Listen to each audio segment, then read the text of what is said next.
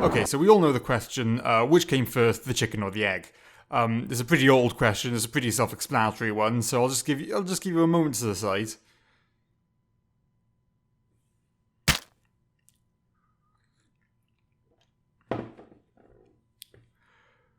Okay, right, so you're wrong because the answer's both. But also neither.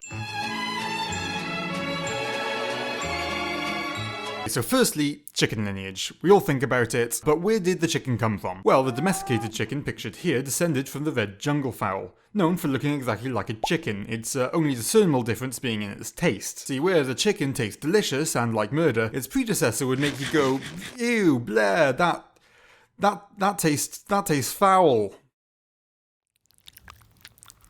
Yes, but just like how dogs look like their ancestral wolves, cats look like their ancestral cats, and horses look like their ancestral giraffes, you shouldn't be too surprised that the domesticated chicken looks a lot like its fowl ancestor. So anyway, a little while ago, the red jungle fowl roamed wild and free around Southeast Asia. That's the wild and free area. And alongside our wild and free fowls are copious amounts of bamboo, not roaming wild and free because plants can't roam, I hope you knew.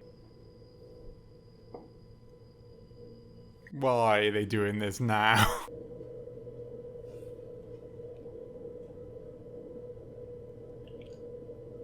Fun fact about bamboo is that the main cause of bamboo seeds. Another bamboozling fact, fuck you, is that the red mountain fowl loves eating bamboo seeds. Oh, and now he's hammering. Anyway, the bamboo flowers and drops what the fowl see as an all-you-can-eat buffet, and they all have themselves a good time. Now, once eaten, fowls, just like yourself, are now ready to get it on, so after having themselves a really good time, you're now left with a metric fuck-ton of eggs on the ground. Meanwhile, the humans are watching this and thought, that's fucking hot! But then they also thought, hey, that's a lot of eggs, we should domesticate them, and then we'll have a lot of eggs, we'll have all the eggs. So, 8 to 10,000 years of selective breeding later, and you've now got a chicken. Look at them wattles. Oh, fucking hell. Oh, now you're coming up here, are you? There we go. Now, you may be wondering, what does this have to do with the chicken or the egg argument? Well, not much, actually, but you learned something, and isn't that its own You've been tricked. I've tricked you. I've fooled you. I've tricked you into learning. So anyway, to get back to the point of the video, and in case you didn't know already, the chicken or the egg argument demands that either A, the chicken came first, or B, the egg that hatched the chicken came first. The typical idea being that if you believe in the egg laid by the red jungle fowl came first, then you believe in evolution, and if you believe that the chicken laid by Jesus came first, then you believe in creation. However, just in case you lack object permanence, the answer may very well be both and neither, and that's because of the fact that an organism will never be a different species to its parents. You'll never see a cow one day just go, oh, I don't feel so good. Congratulations, it's a falcon. And so you then may wonder, well then, if it will always give birth to another one of itself, when did the red jungle fowl become the first chicken? And well, that's a very good question. So firstly, we need to address the main problem with the chicken and the egg argument, which is the way it perpetuates a common misconception about evolution. That misconception being that evolution happens in stages.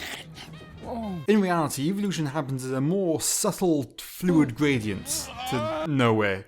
I mean, like, another misconception about evolution is that it has some form of, like, final goal in mind. But anyway, it happens in a subtle gradient to nowhere, which is really just a lie. Anyway, when it comes to speciation, the genetic changes one can have within a single generation, so just parent to child, wouldn't be noticeably different.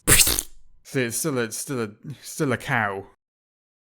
Look at it. However, once you have enough generations of change, the latest generation would have enough changes compared to its first generation that the organism can be a completely different species from the other. But we still haven't answered the question of at what point does the red jungle fowl, and let's go back to our fowl and chicken example, becomes a chicken. See, within our little cesspool of change, there's going to be a generation of feathery bipeds that if asked whether they're a red mountain fowl or a domesticated chicken, the answer would be sure. So, in conclusion, because evolutionary changes happen so gradually, you'll never actually be able to pinpoint exactly when speciation happens, and so you can't really answer definitively whether or not it was the chicken or the egg that came first. So, if a Jehovah's Witness knocks on your door, like I used to, and opens by asking which came first, like I used to, only for when you answer with egg, they say, well, if it was an egg with no chicken, then what looked after the egg, without any semblance of self-reflection, like I used to. You can instead answer with both and then watch as their entire script disintegrates right in front of them. Or you can just scream "They're jungle fowl" and then jam your thumbs into their eyes, hoping it's a past version of myself so I can die before the regret sets in. You okay? There you go. You're a good chicken. You're a good chicken. Oh, sorry.